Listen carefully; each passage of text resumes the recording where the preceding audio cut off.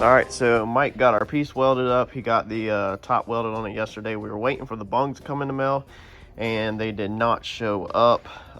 Checked the mailbox this morning, and we got some goodies. So I'm gonna leave them here for when Mike finally gets started today, and he can weld them up. So he's just gonna put them in like that. Let's see here.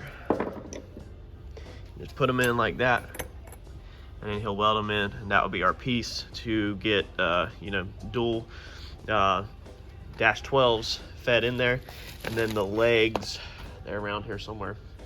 Anyway, the other two are going to go in the legs of the water pump. He got the dash 20 welded on yesterday. We did cut this down a little shorter, so that's done. Mike actually got something done, y'all. What did you get done? Ed, how you feel about Mike getting something done? What did you get done? He got all these done, so we just went over all that. Yeah, I want Mike to make some money, man. Mike don't want to make no money. He ain't making no money welding for you. He's got cars to fix, y'all. So he got these pieces welded, these legs. He knocked that out real fast, knocked that out. And look at that, Mike, my dude. He stacked them beads. Them boogers. Nah, that's pretty good, actually. I like that. That one's them stacked around there look freaking good. I'm not a welder, so I don't know what it's supposed to look like. I know it looks better than stuff I could do.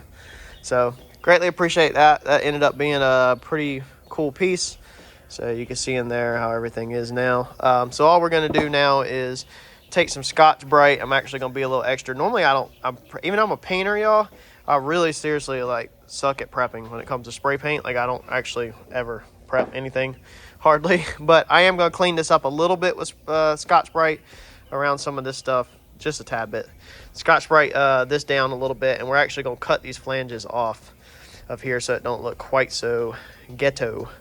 Cut the flanges off around the edges on them real fast. Scotch-Brite this up, tape up our threads on all these fittings, and put a little flame-proof, very high temperature header paint on it, just so that it never hopefully wears off. But that's what we're going to do. Go ahead and paint all this, that way we don't have this ugly red in there. And then I think the only other piece that I'm going to leave alone and leave red is the piece that bolts to this. And I'm just doing this because we've grinded paint off and everything, so I'm just going to put a coat on it so it looks better. And I got to clean these threads out. So these threads are full of crap. No, I have to. These things, it don't even screw in all the way. So I got to get something real fast and scrub these threads out. So we're going to get all this done. That way, by this afternoon, when it's time to go home, everything's dry, and hopefully we can install some of this tonight. You want to know what Michael did? What Michael do? Because he's a jackhole. What did Michael do? You left. Yeah? And you left me unattended. All right. Y'all see that? Wow. See, that's what happens when he leaves, because he's a freaking not responsible, and he doesn't stay to babysit, and then stuff gets messed up. Yeah. Nice thread there, buddy. All right, so now that we have our water pump piece back home, all we're gonna do is take a little Vaseline. Y'all, I started this Vaseline stuff with the transmission building. When I built my Turbo 400, I read about how people were using Vaseline to lube up all of the seals so that nothing went together dry, and then the Vaseline won't mess up the transmission fluid or nothing, and as soon as it gets a little warm, it will just I guess melt or dissolve, basically. So I've been using Vaseline on everything to put this car together, and I just feel like it's a pretty good choice. That it's pretty safe from what I feel, but I could be wrong. So we're gonna make sure we grinded all this metal when installing the alternator. If you haven't seen the alternator swap on the, go check that out, because I'm gonna make that its own video. But I just want to make sure there's no aluminum up in there. I did blow everything out good the other day, try to get it all out, but it still makes an absolute mess when you're doing that crap. Been easier to definitely grind that mess off of the car. So we're gonna put that on like that. That's how that's gonna sit in there. We're gonna pull that up with some bolts. I have these, and I think I'm actually missing one. So I'm gonna have to leave. Let's see, I'm gonna leave one out. No, hold on. No, I got them all. Check me out. Check me out, my dude. In the tray, y'all see at the racetrack, carburetor guys, you know, they put the tray on the top to work on it. This is a tray that goes right on top of your Holley Sniper intake, or really whatever intake you have. I did a whole video underneath that, underneath the category or playlist of random projects to help others. It's like one of my first videos, or closer to the front videos I did if you want to build that tray, because that thing comes in freaking handy when you're working and you have nowhere to sit stuff. It's got bed liner in it and everything. I went over all that in the video, but to set all your tools, so you're not setting them on your car. Anyway, we're gonna put these bolts in here and get this thing pulled up. That's gonna be the final install on this piece. So this week has been kind of exciting because, you know, we're closing in on some of these parts that are the final install. I've definitely made a ton of progress this week, and the mailman has been in and out all week. But yeah, I'm gonna tighten these up off camera so I'm not boring y'all. Let's see here. We got in, let's close this up. Fuel rail spacers. So let me show you that. Look at all that crap. Man, it's like Christmas, dude. These are already outdated. Just got these in the mail and they're already trash, basically. Not because of poor quality. Let me go over that real fast. This is going to be an update video of, you know, kind of where we're at. A couple different things. So this was for our rubber boot that goes up here on the intake. So we had this guy right here. Okay. So I had just bought literally like last week this big thing that reduced, not last week, like 2 months ago, that reduces down from a 4 to, I think it was a 2.5, which was the size of that. Notice the piping's on the shelf. So the piping's out of the car. That's where we're going. So I ordered this to put on, which is actually extremely too big, like way too big. That's crazy. That is way too freaking big. So that wouldn't have probably worked anyway. Well, no, I guess with the rubber, it might have worked. Anyways, so I ordered these. I spoke with TKM this past week, and we have made a ton of ground within like 7 days, like a ton. Between the weekend and today is Wednesday, so we'll see here, like last Friday and today being Wednesday, we have made a ton of ground. So fueling system pretty much done. Besides secondary fuel pump, we are going to get one of them. All the lines pretty much done. I'm missing one Y and one shorter piece of line that I have to order for the secondary pump. Coolant system pretty much done almost. The only thing missing on the coolant system is we have purchased the bungs for the radiator, but we haven't welded them in yet. And then the -20 AN line. So I was kind of waiting to see if some popped up on eBay used. I think I'm gonna hold out. But if not, we're gonna build them out of rubber radiator hose, because now that we are up front, you know, it's not gonna be that bad to just build them out of rubber radiator hose. But I am gonna hold out for just a little while and see if some used NASCAR -20.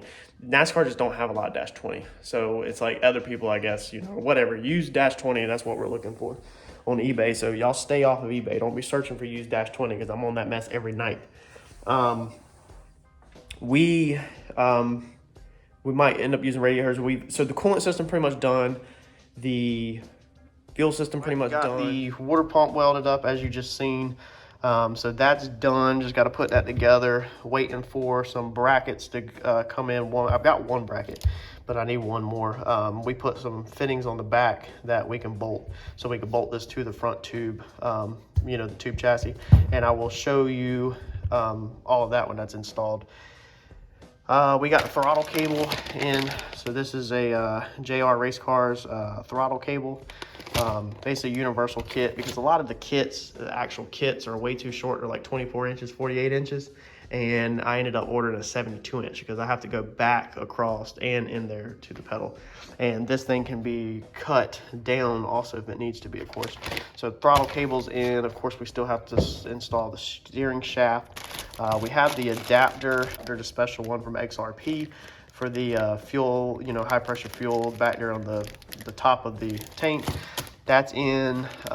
We have the step up to go from 6 to 8 for the fuel cell, so that's in. These we did not use. These actually ended up being stainless steel to order for something else. I couldn't even use them, so they're gonna go back in the box. We got in our cheap 52-piece P-clamp kit. I think this thing was like $25, ridiculously cheap. Yeah, $52 or 52 pieces off eBay. There's the number if you want to search for that on eBay. We got in the dash 12 that's going to be for the fuel pump. So this is going to be what ties into here. You know, that's going to feed everything. So that's going to tie into the front of the motor and feed over to the, did I say fuel pump? Water pump. I mean water pump. It's going to go to these fittings on the water pump. So we're about to hook that up here in a second. But these are, the P-clamps are to just put up a bunch of random lines and hoses under the car. So all of your fuel return, fuel sending this way, transcooler, everything like that you can do for that. These things were expensive, so I'm glad I found that on eBay as a kit, because I was getting results for like 5 of these for $25, and then I found this 52-piece set actually popped up on Facebook Marketplace as shipping, and I decided that I would search for it on eBay, a 52-piece, exactly the number 52, and it popped right up for $25 also, because I don't like to buy off Facebook. I'd rather buy off eBay, even though I sell on Facebook, but that's for another video also. Yeah, so that was a kill. That was a kill on that. That was an excellent thing. The fuel rail spacers. So this is what Holley sends you on the fuel rails, is they're this short, but the problem with the Coyote is that let's see if we can get this, is that your injectors actually have to have these spacers, okay? These little cups on them to make it so that the connector clears the intake manifold, because if you don't put them on there, it won't clear. So that lifts everything up, and then what you're left with is basically like that. As you can see right there how low that is. So that's too low. So the spacers are too low. They need to be lifted up. So we have a local machine shop. They do some work for like SpaceX. They're a third party, so it's pretty cool. They've done some work from Amazon, all kinds of stuff. It's a couple of young guys, local, that have really took off on their own. And he whipped these up for me and extended these. These needed to be extended 11/16 longer. So he put me together 4, whipped it right up, got it back to the shop same day, because he's one of Eddie's friends. So excellent service, you know, for us local. But that's going to fix our issue with our fuel lines. We can finally get our fuel lines bolted down. I ordered the bolts for these because these had to have custom or special, you know, longer bolts, because the factory ones like this will work, but it's not long enough. It's long enough if you were to use this, you know, by the time you go all the way down through the thick Holley intake manifold, and then get enough to bite in. But when you have to use the spacers, that's obviously not going to fly. It won't even thread in, actually. So I had to order ones of them off eBay. But that's it for right now. There's still tons of stuff coming in the mail. So I'm going to get this water pump put back together, the head put back on the water pump, get it laid in there, get some lines hooked up, and probably go ahead and throw these on the fuel cell tonight, just so they're out of the way, and probably go ahead and clamp down the fuel injectors tonight. And before I put this in final, I've just got it sitting in there right now, I am going to go ahead and put some thread sealant there, thread sealant. So that way it don't leak, hopefully, because them threads are pretty nasty. So let me get all this installed and I'll catch back up with you. All right, so that's that. Put that on here. Like I said, I'm waiting for the other bracket, so you can see now how I've got this done. And this bolt's not tight. None of this stuff is tight. It's just sitting here. So I also have to go to the hardware store and get a shorter bolt, because that's not the right length. But it will sit up nice and square like that off the frame rail. I'm just waiting for this other chassis clamp thing to come in. But there's our line hooked up on that side, and then our 90 goes back on that side. Here's our AN down here. This will loop around under here, and it will go back into the radiator up there eventually. So up here, it comes out of the front of your you know, block, and then goes straight to the water pump, routes over. Here's my issue that I did not even think of. As always, it's always an issue. Procharger belt. So I don't have the Procharger pulley on yet, but it looks like it's going to be close to this line. However, once this gets pulled up like this, let's see here, it gets pulled up like that, it looks like I might have plenty of room, if you're looking down through there, to clear everything. I might have to build some kind of bracket to help hold the lines out the way, but I think once I get that clamped up, then I'll be able to really see. This line I'm not worried about. This line was originally supposed to go like that and wrap around that way. And then when I got it here, I was like, oh, it works out better to come up like that. And then we will be able to, probably, well, no, we won't put it over that. But as I say, we'll be able to clamp it to something. We'll be able to build a clamp. Maybe weld when this goes to the shop. Maybe I'll get Mike to weld something on here so that we can clamp this to this, and then we'll be able to pull that back to that. So that worked out good. If you need one of these, you can easily build them in that video. And again, just so that we are on the same page, -20 from here to the radiator, -12 from here to the radiator, I have decided, and then the -20 and the water pump to the bottom of the radiator. And then there's our inlet lines into the motor. That's easy. And it is got an MMR on the back where it is coolant fed on the back also. So we're trucking through this. I'm pretty happy with the progress. I cannot put our spacers in our fuel rails because, like I said, I had to order bolts and I completely forgot that they are not here yet. So basic stuff back here, nothing special to even talk about, but I'll go over. I got that fitting in. That was the fitting, the ORB, fitting in the top, and then that step up to get that from a 6 to an 8. So that's done. Thanks everybody for all the comments, anything that you've helped me with. I greatly appreciate it because I've definitely rocked and rolled through some of these last touches, these last couple. Some of this stuff, I would have not figured out, or I would have not even figured it out right away if it wasn't for y'all. Some of the stuff y'all pointed out. So that is gonna be a wrap for this video. We're about to jump on the trailer. I think this weekend is the wrecked enclosed race car trailer. So the trailer that this baby's gonna live in when it's on the road, I think we're gonna start breaking it down this weekend. Possibly. It's looking really good. Weather's looking good. I think that's what I'm gonna do. Start breaking it down and repairing all the damage, and I will go over a video of that. Right now I'm trying to sort out the trailer skin, the skin on the outside. It is ridiculous online. I have a buddy that has metal that's about that thick. He has it by the sheets, like 40 inches wide, 10 feet long. So he's supposed to get me a price in the morning on what they would cost. Like I said, we ordered a 3.5 inch tube. I think I said it. We ordered a 3.5 inch intercooler tubing because the 2.5 ended up being too small. TKM was like, you can't do it. So I had to get rid of it. So we're going 3.5 intercooling tubing. I was possibly going water to air, but I decided just to stay air to air right now to save money. We'll upgrade that stuff later. So yeah, hopefully once the intercooling tubing comes in, we'll do that. And we ordered V-band clamps. So we're gonna go ahead and weld a V-band clamp on the throttle body and on the Procharger.